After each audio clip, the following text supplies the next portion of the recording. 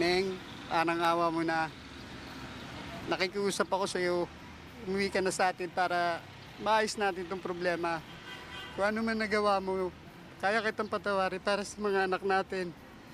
Para na lalo-lalo na sa bunso natin. Hirap na ako, Meng. Please, Meng, umuwi ka na. Mag-usap tayo, buuin natin ang ating mga pamilya. Meng, alam mo, mahal na mahal kita. 18 years tayo nagsama. 16 years sa hirap at ginawa. Para sa mga anak natin, umuwi ka na, mag-usap tayo. Andito po sa ating studio ngayon, isa pong delivery boy, alias Mr. na lang. Of course, Mr. naman talaga siya. At may panawagan po siya sa kanya misis. Nanawagan na siya kanina. Ang gusto niya ay magbalikan sila. Sir, pumayag na po si misis na kausapin ka. Opo. Right? Dahil sa inyo pong pakiusap na sana for the last time, Opo. baka pwede mo siyang mapakiusapan na magbalikan kayo alang-alang sa inyong mga anak. Opo, opo. Okay? Opo. Ngayon, bago ang lahat, nais kong tanungin kita. Kasi Opo. Tatlo ang pangunahing dahilan kung bakit iniiwan ni Mrs. si Mr. Opo. PBB, hindi ka ba miyembro ng PBB? Alam mo ibig sabihin PBB? Opo. Palamunin, bugbugero, babaero, wala ka doon. May trabaho ka. Opo. Okay. So, ano sa palagay mo bakit ka iniwan ni Mrs.? Tingin ko po sa financial po.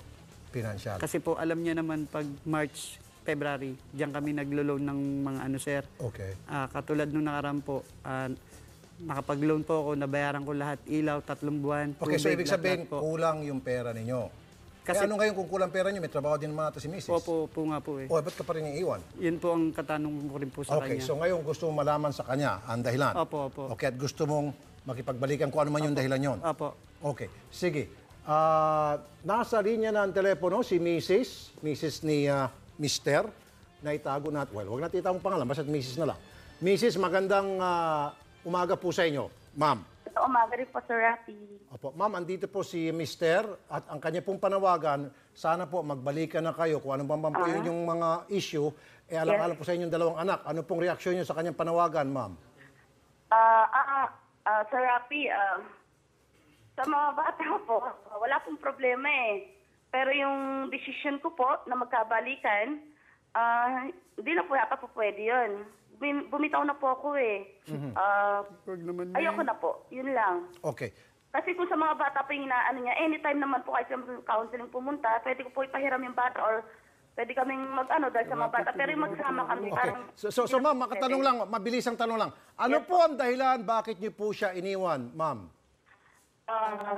Pagod na po ako. Pag nag-aaway po kami, minsan may time na nananakit siya sa akin at saka alcoholic po. Nananakit at alcoholic. Okay, Yes. so sir, sabi ko na nga ba, alin doon sa tatlo, palabugbog. Sir, matagal na panahon na po yun, Meng. Alam mo yan, Meng. Matagal na panahon na yan. Halos di na tayo nagkikita sa bahay, di ba? Alam mo sa sarili mo yan kung bakit ako. Hindi ako bababa ng bahay. Alam mo sa sarili mo yan. Noong ko pa sinasabi yan. Meng, Huwag December. mong hintay, may hangganan din Dapat, ako. Meng, kung gustong bumitaw, December pa lang, niloloko mo na pala ako. Nung nalipat Alam ako. mo sa sarili mo yan. Huwag mo akong bigyan ng dahilan. Ikaw ang nagbigay ng dahilan. Ikaw ang nagpush sa akin kung bakit maging ganito ako. Kaya nga nung Alam mo, hindi ko gagawin to. Alam mo sa sarili mo yan. Nakakapagod kang pakisamahan. Ilang beses na ako nakiusap sa'yo. Ngayon, hinihintay mo yung final decision ko yan. Diyan ka pa humarap. Oo, dahil Pwede naman mahal ako na mahal sumagot kita, eh. Meng. Lahat gagawin ko kahit kahihiyan na harapin ko para sa alang-alang sa mga anak natin. Maawa ka naman Ma'am, sa kanina akin. ma'am, sabi niya kahit na lumuhod daw siya sa inyo, Ginawa ko na sa kanya yun. ginawa sir. mo na. Okay. Wala na ho talagang pag-asa, ma'am. Mrs. Wala na po talaga. Ayoko na po talaga eh. Ayoko na pong balikan yung dati kong. Sa 15 years po Ma'am, namin. isang tanong na lang talaga, last. Yes. Ano po, what will it take na para magbago po ang inyong isipan ayon sa kanya, alang-alang sa inyong anak? Ano po yun? Kung meron man. Siguro sa akin po, mas maganda palayain na po namin bawat isa. Kung Palayain. bigay na lang namin ng obligasyon namin, Opo. siguro matatanggap po yun. At saka Okay. may trabaho naman po siya eh. Ano yun na lang po niya sa sarili niya, ayusin na lang po yung buhay Okay, niya. Pero sige. yung magsamak na ayoko na po talaga. Alright. Sandali lang po, Tinapos mama. na po. So, sir, wala nang pag-asa. Opo. Okay na. Wala na. Sinabi na niya. Opo. Magsasampa na lang po. Magsasampa ka na ng Ng kaso. kaso po. Opo. Oh, gusto mo makipagbalikan tapos sampan mo siya ng kaso. Ayaw niya na po eh. Dahil ayaw na niya, sampan mo siya ng kaso. Opo.